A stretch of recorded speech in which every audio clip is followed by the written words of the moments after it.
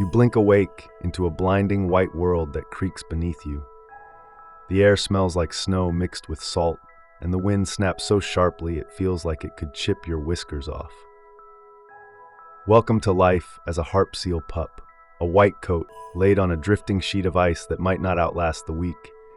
Your mother looms beside you, a sleek torpedo of muscle wrapped in speckled silver fur. She has 12 days to fill you with enough fat to survive on your own. No more, no less.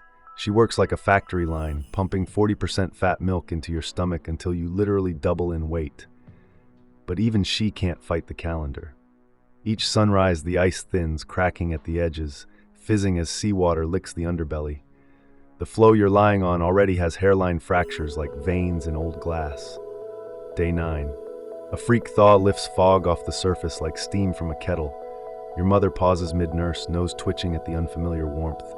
Somewhere south, record-warm currents are gnawing away at the pack. The cracks hiss louder. She finishes one last feed, presses her snout to your forehead, then slices into the water and vanishes. Her job is done. Yours is just beginning. For the first time, you taste real fear. You can't swim yet.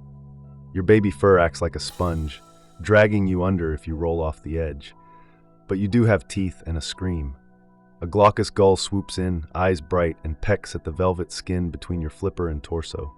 You shriek, lash out, surprise yourself with the sound.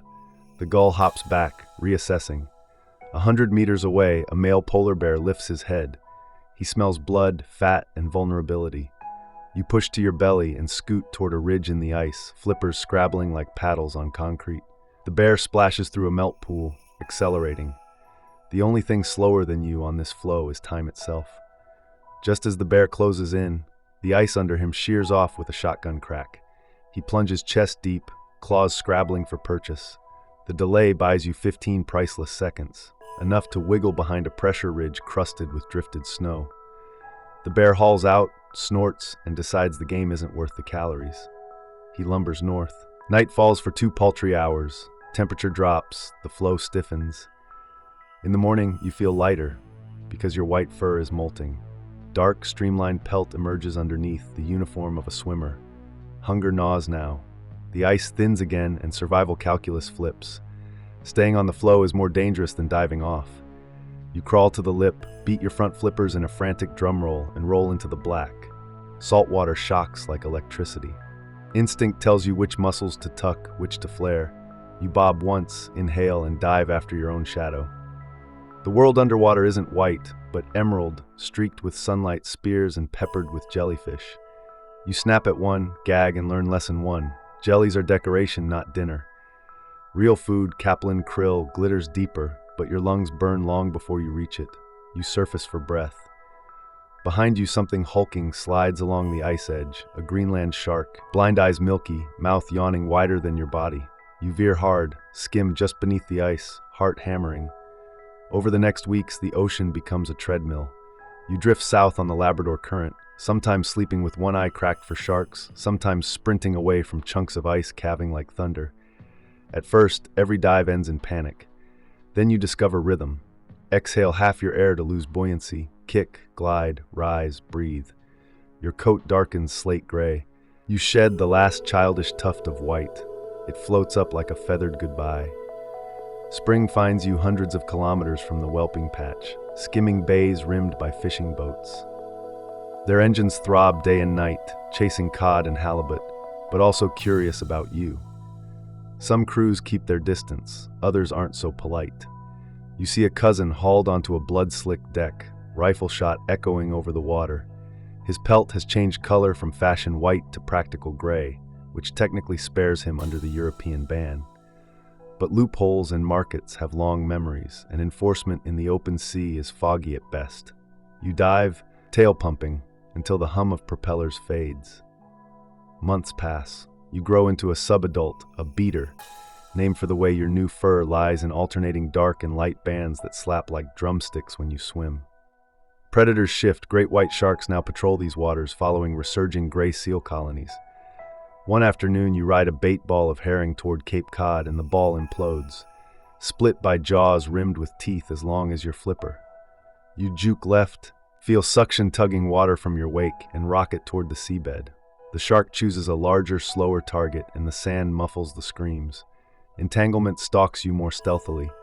A drifting loop of monofilament snags your neck. You twist, thrash, finally pop free, but the plastic ribbon lingers like a phantom collar. You roll belly up, rub against a rock ledge, peel it loose. Not every seal gets that lucky. Cleanup crews in Hawaii once cut a ghost net knot the size of a pickup truck off a coral head. Inside dangled the skeletons of 6 monk seals, ribs laced with line like macabre corsets. The ocean is a collector of lost things and lost lives. By your 3rd year, the Arctic sun hardly sets, and you've learned the highways carved by generations. Up the Labrador, across Davis Strait, grazing along Greenland's fjords. On one transit, you pass an iceberg that calves without warning, sending a wave taller than your mother once was. It flips you head over flippers and slams you into brash ice. You surface wheezing, eye swollen, but alive. Later that night, biologists on a survey ship notice you porpoising erratically. They launch a dinghy, photograph the bruise, jot your coordinates, and tag your story onto a database of survivors of falling ice. The entry number is 11128. Year 4 crowns you an adult. Muscles not thick under your spotted pelt. Your breath pushes mist 5 meters in the polar dawn. Hormones steer you north toward pack ice breeding grounds. You dodge floating abattoirs of killer whales whose dorsal fins slice fog like knives. One pod herds a dozen seals into a cul-de-sac of pan ice, then slap with tails, stunning victims long enough to snatch. You wait on the icy edge, heart thudding, until the hunt finishes and the killers drift off on blood-scented currents. You haul out onto a plate the size of a football field. Females crowd there, bellies round, males spar, jaws snapping, blood-painting whiskers. You roar your readiness, sound ricochets across blue shadows. A female edges closer, nostrils twitching. The ritual lasts minutes, its consequences decades. Next spring, if ice still forms, she'll birth your pup on another floe, nurse 12 frantic days, and slip away exactly like your mother did. Continuity wrapped in uncertainty. But continuity assumes ice. Climate models now predict the Arctic could experience its first ice-free summer day before you hit middle age. No ice means no nursery, no whitecoat stage, no safe learning curve. In low ice years, scientists have recorded pup mortality soaring past 80%. On shorelines once too cold to consider, orcas now cruise in, tourists snap photos, and researchers wring their hands. An entire culture built on frozen water could fall apart not with a crash, but with a silent absence. You migrate through autumn storms that fling lightning across green waves. You dodge fishing trawls whose bycatch doors slam shut like guillotines. One night, you surface beneath a cruise ship bigger than a city block, hull lights glowing like a submerged moon. Music from a ballroom filters down in watery thumps. You dive, instinctively, but prop wash still rips fur from your flank.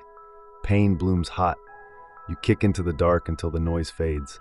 Winter returns. Ice reconsolidates, or tries to. Pans form but then break under unseasonal rain. You weave among them searching for a stable platform. One morning you find it, a thick floe, fresh snow dusting its crust, perfect for hauls. You climb out, belly sprawled, exhaling relief so dense it fogs your whiskers. On the horizon, dawn bloodies the sky, the color of promise or warning depending on the angle. Somewhere nearby, a pup screams its first hello, blind eyes squinting at the void. The cycle resets, fragile as the pain of ice beneath you. You listen a moment, then slip into the water, lungs full, muscles ready, tail sculling slow figure eights.